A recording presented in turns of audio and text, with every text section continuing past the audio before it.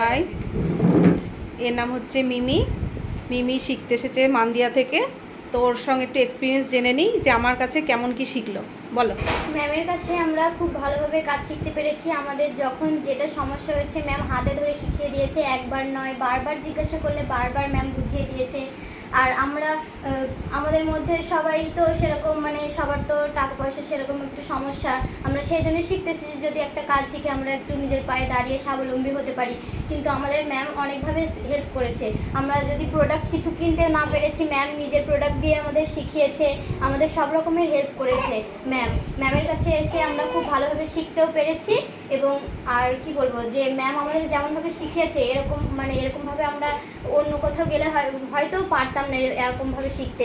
আমার তো কোনো প্রোডাক্ট কেনাই হয়নি, তবুও ম্যাম স্টুডেন্ট এক্সামের দিন থেকে শুরু করে ক্লাসগুলোতে সব ম্যাম নিজের প্রোডাক্ট দিয়ে আমাদের শিখিয়েছে। খুব ভালোভাবে ম্যামের কাছে শিখতে পেরেছি।